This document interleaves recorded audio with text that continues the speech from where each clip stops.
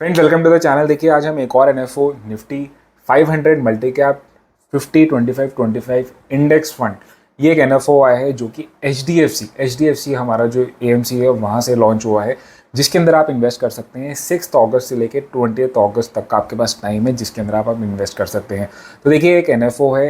अगर आप इसी कैटेगरी का देखें तो रिसेंटली नावी का ही जो है हमारे पास similar kind of a index fund आया था, यानी कि वो भी एक एनएफओ लॉन्च हुआ था। तो अगर हम बात करें तो हमारे पास काफ़ी सारे एनएफओ आ रहे हैं जो डिफरेंट थीम्स पे आ रहे हैं, लेकिन ये पर्टिकुलर एनएफओ थोड़ा डिफरेंट है क्योंकि निफ्टी 500 के अंदर हमारा फोकस कर रहा है स्पेशली मल्टी कैप, यानी कि आपको रिप्रेजेंटेशन मिलने वाला है large caps, mid cap and small caps का। तो ये थोड़ा डिफरेंट हो जाता है। Rather than being a very sectoral या थीमेटिक फंड, ये एनएफओ हमारा इंडेक्स फंड के ऊपर है। तो देखिए, अगर हम बात करते हैं तो अगर हम इस पर्टिकुलर इंडेक्स को थोड़ा सा डिटेल में समझें, आपको पता है निफ्टी 500, सबसे पहले पता है कि निफ्टी 500 के ऊपर हमारे पास टॉप 500 कंपनीज होती हैं। तो इस पर्टिकुलर इंडेक्स के अंदर भी आपके पास 500 कंपनीज होंगी, यानी कि आपका जो कॉन्स्टिट्यूएंट होगा उसके अंदर 500 कंपनीज होंगी। लेकिन यहाँ पे वेटेज का डिफरेंस होगा। अब क्या डिफरेंस है एक निफ्टी 500 इंडेक्स फंड में एंड निफ्टी 500 जो मल्टी कैप इंडेक्स फंड है?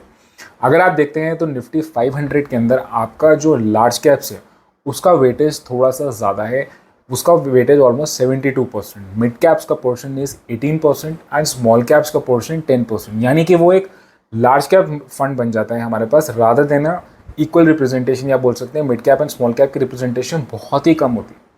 लेकिन अगर आप इस पर्टिकुलर इंडेक्स को देखें तो यहाँ पे आपकी जो वेटेज है वो आपकी मिड एंड स्मॉल कैप्स की भी ऑलमोस्ट इक्विवेलेंट है आपकी लार्ज कैप्स की, यानी कि लार्ज कैप्स की वेटेज होगी 50%, देन आपके मिड कैप्स की 25% एंड स्मॉल कैप्स की 25%, यानी कि आपको रिप्रेजेंटेशन जो है वो बेटर मिल रही है mid cap and small cap की। ये एक तरीके का ट्रू मल्टी कैप फंड है, यानी कि मल्टी कैप्स आपको पता है जिसके अंदर मैंडेट होता है कि किसी भी फंड के अंदर एटलीस्ट 25% तीनों कैप्स होना चाहिए, 25 लार्ज, 25 मिड एंड 25 स्मॉल।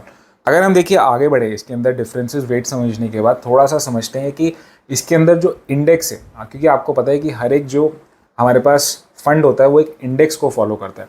तो अगर हम इस निफ्टी 500 मल्टी कैप इंडेक्स को देखें तो हमारे पास कौन से सेक्टर और कौन से स्टॉक्स के अंदर ये इन्वेस्ट करने वाला है, तो हमने इंडेक्स जो इसका बेंचमार्क है उसका रिप्रेजेंटेशन यहाँ पे देख लेते हैं। तो हाईएस्ट एलोकेशन अगर आप देखेंगे तो हमारे पास है फाइनेंशियल सर्विसेज, नेक्स्ट हमारे पास है कैपिटल गुड्स ऑलमोस्ट 8%, यानी कि फाइनेंशियल सर्विसेज को आप देखेंगे तो 25% काफ़ी ज़्यादा हो जाता है, जिसमें आपके BFSI सेक्टर कवर होता है।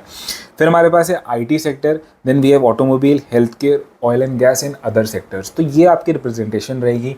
अगर हम टॉप कंपनीज की बात करें तो यहाँ पे अगर आप देखेंगे तो हमारे सबसे ओवरवेट जो कंपनी है that is the HDFC bank, almost 4.5%. We have Reliance Industries close to 3.5%. Then ICICI Bank, Infosys Limited, ITC, L&T. We have TCS, Bharti Airtel, State Bank and Axis bank. तो आप देखेंगे सारी की सारी निफ्टी 50 की companies हैं, क्योंकि आपको पता है कि हाईएस्ट एलोकेशन आपकी लार्ज कैप्स कंपनीज में ही जाएगी और उसके बाद जो है आपका मिड एंड स्मॉल कैप्स के अंदर आएगा। तो ये आपका सेक्टर एंड स्टॉक एलोकेशन हो गया। नाउ इंपॉर्टेंट बात ये समझने की है कि अल्टीमेटली रिटर्न्स कैसे आ रहे हैं। आपको ये कन्फ्यूजन हो सकती है कि मैं क्यों नहीं एक नॉर्मल निफ्टी 500 इंडेक्स फंड के अंदर इन्वेस्ट कर लूँ, क्योंकि इसमें भी तो 500 कंपनीज़ हैं। तो हमने क्या किया, यहाँ पे एक चार्ट की रिप्रेजेंटेशन देखी है जिसमें लॉन्ग टर्म का आपका पॉइंट टू पॉइंट रिटर्न्स देखें ऑलमोस्ट 20 ईयर्स के। अगर हम इस ग्राफ के अंदर देखते हैं, यहाँ पे आप देखेंगे तो red line and green line से आपका दोनों इंडेक्सेस के अंदर डिफरेंसेस कवर्ड है। अगर आप देखते हैं तो ग्रीन लाइन इज आपका Nifty 500 multi cap index fund. अगर आप देखते हैं तो इस फंड ने मार्जिनली आपका निफ्टी 500 इंडेक्स फंड को रिटर्न्स के मामले में over the long term beat किया, यानी कि आपका जो इंडेक्स जो मल्टी कैप इंडेक्स फंड है उसने बेटर परफॉर्म किया है आपका नॉर्मल निफ्टी 500 से। अगर हम थोड़ा सा देखते हैं तो लास्ट एवरेज यहाँ पे हमारे पास डेटा भी है कि ऑलमोस्ट लास्ट 10 ईयर्स के अंदर आपका जो रिटर्न है वो आपका 13.9% आया है आपका मल्टी कैप के अंदर, और वहीं पे आपका निफ्टी 500 का ऑलमोस्ट 12.4, यानी कि मार्जिनली अगर आप देखेंगे तो रिटर्न्स एटलीस्ट बेटर आ रहे हैं आपका मल्टी कैप इंडेक्स में, यानी कि एक स्ट्रॉन्ग पॉइंट बन जाता है कि एटलीस्ट निफ्टी 500 से बेटर है कि ये पर्टिकुलर इंडेक्स फंड के अंदर। लेकिन आपको एक और चीज़ आपको फैक्ट बताते हैं, क्योंकि हम बात यहाँ कर रहे हैं मल्टी कैप की, जिसमें आपको पता है कि लार्ज, मिड एंड स्मॉल तीनों का कैप का एलोकेशन है।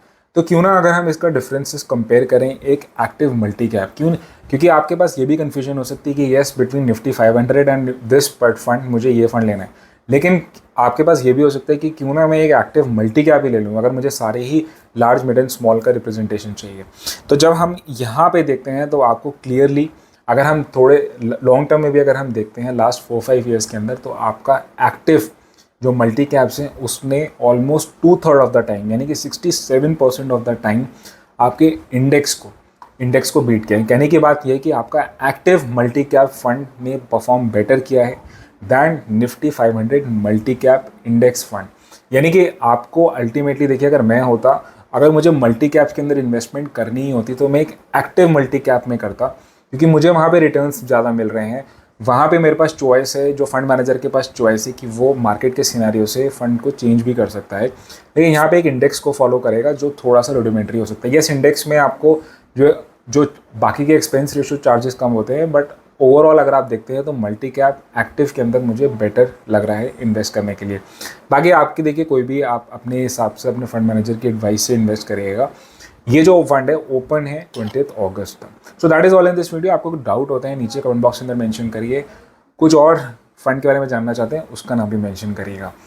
चैनल फर्स्ट टाइम है तो इसको सब्सक्राइब जरूर करिएगा एंड वीडियो को लाइक करिएगा। That's all, thank you so much.